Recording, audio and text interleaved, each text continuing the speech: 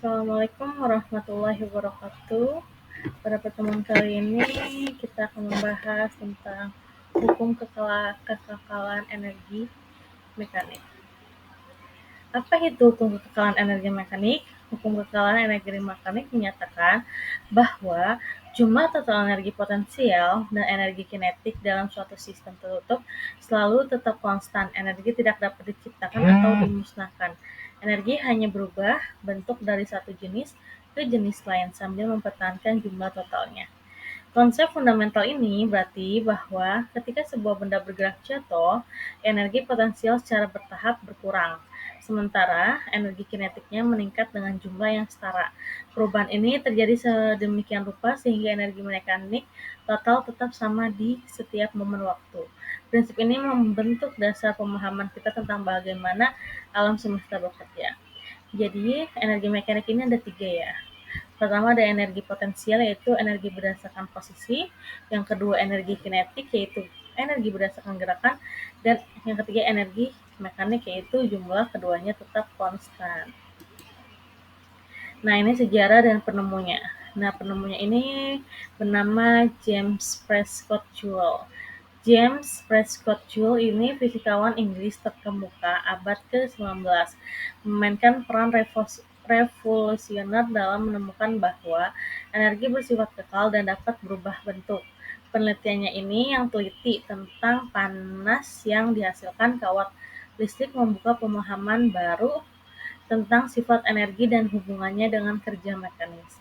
Nah, melalui eksperimen-eksperimen inovatifnya, Joule mendemonstrasikan bahwa energi mekanis dapat diubah menjadi panas dengan proporsi yang tepat, membuktikan bahwa energi adalah besaran yang kekal. Bersama William Thomson atau Lord Kelvin, ia mengembangkan teori efek Joule-Thomson yang menjelaskan bagaimana gas mendingin saat mengalami ekspansi.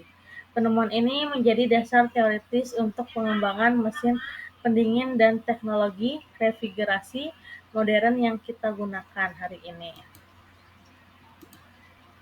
Nah, rumus dan prinsip dasar yaitu hukum kekekalan energi mekanik dinyatakan dalam persamaan matematika yang elegan namun powerful. M1 sama dengan M2 atau EK1 tambah P1 sama dengan EK2 plus P2. Nah, dalam persamaan ini, energi mekanik total pada kondisi pertama, M1 selalu sama dengan energi mekanik total pada kondisi kedua, M2. Nah, energi kinetik yaitu EK mewakili energi yang dimiliki benda karena gerakannya. Sementara energi potensial EP memiliki energi berdasarkan posisi atau ketinggiannya. Nah, hukum ini hanya berlaku pada sistem tertutup tanpa gaya luar seperti gesekan atau hambatan udara yang signifikan. Nah, dalam praktik ini gesekan selalu ada, namun untuk analisis teoritis kita mengasumsi sistem ideal. Jenis-jenis dalam sistem mekanik. Untuk memahami hukum kekebalan energi mekanik secara mendalam, kita perlu mengenal ketiga jenis energi utama yang membentuk sistem mekanik dan bagaimana mereka saling berhubungan. Pertama, ada energi potensial, yaitu energi yang dimiliki benda karena posisinya dalam medan gravitasi. Nah, semakin tinggi benda berada, semakin besar energi potensialnya. Contohnya itu bola di atas meja memiliki energi potensial lebih besar daripada bola di atas lantai. Nah, yang kedua ada energi kinetik, yaitu energi yang dimiliki benda karena gerakannya bergantung pada massa benda dan kuadrat kecepatannya. Semakin cepat benda bergerak, semakin besar energi kinetiknya. Yaitu contoh mobil yang sedang melaju memiliki energi kinetik yang besar. Yang ketiga ada energi mekanik total, yaitu jumlah keseluruhan energi kinetik dan potensial dalam sistem tertutup tanpa gesekan. Nilai ini tetap konstan meskipun energi kinetik dan potensial terus berubah bentuk satu sama lain. Nah, ini penerapan dalam kehidupan sehari-hari, yaitu hukum kekebalan energi mekanik bukan hanya konsep teoritis abstrak, Prinsip ini dapat diamati dan dipelajari oleh berbagai contoh konkret dalam kehidupan sehari-hari, yaitu pertama, contohnya di ayunan di taman. Saat ayunan berada di titik tertinggi, energi potensial mencapai maksimum, sementara energi kinetik adalah nol. Nah, ketika ayunan bergerak turun, seperti potensial berkurang dan energi kinetik bertambah. Di titik terendah, energi kinetik maksimum dan energi potensial minimal, namun total energi mekaniknya tetap sama. Yang kedua, contohnya bola yang jatuh bebas. Energi potensial gravitasi pada ketinggian secara perlahan berubah menjadi energi kinetik saat bola jatuh ke bawah.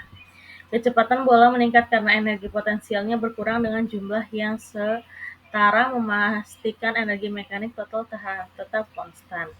Yang ketiga ada contoh kincir angin berputar, yaitu energi kinetik angin yang bergerak diubah menjadi energi mekanik rotasi yang menggerakkan bilah-bilah kincir. Energi mekanik ini kemudian dikonversi menjadi listrik melalui generator. Proses konversi ini menunjukkan bagaimana energi dapat berpindah bentuk namun tetap kekal. Yang terakhir ada contoh pengayuhan sepeda, yaitu energi kimia dari makanannya yang kalian konsumsi diubah menjadi energi mekanik ketika otot Anda berkontraksi untuk mengayuh sepeda. Energi mekanik ini menggerakkan roda dan membawa kalian maju. Nah, makin keras Anda mengayuh, makin banyak energi kinetik yang kalian hasilkan. Gitu ya. Jadi, hukum kekal energi mekanik adalah fondasi penting dalam fisika yang menjelaskan bagaimana energi bergerak, berubah bentuk, dan mendorong semua gerakan di alam semesta. Dari benda-benda yang paling kecil hingga sistem kosmik yang paling besar. Prinsip ini berlaku universal tanpa terkecuali. Nah, memahami hukum ini memberikan kita kemampuan untuk mengaplikasikan prinsip-prinsip energi dan desain teknologi, rekayasa struktural, dan inovasi-inovasi praktis dalam kehidupan sehari-hari. Ketika kita memahami bagaimana energi berkonversi dan bertransformasi, kita dapat merancang sistem yang lebih efisien dan berkelanjutan. Jadi, energi selalu ada dan terus berubah bentuk di sekitar kita, tetapi totalnya tetap sama. Itulah keajaiban dan keindahan hukum kekalan energi mekanik yang mengatur dinamika alam semesta. Cukup sekian dan terima kasih. Wabillahi taufiq walhidayah. Wassalamualaikum warahmatullahi wabarakatuh.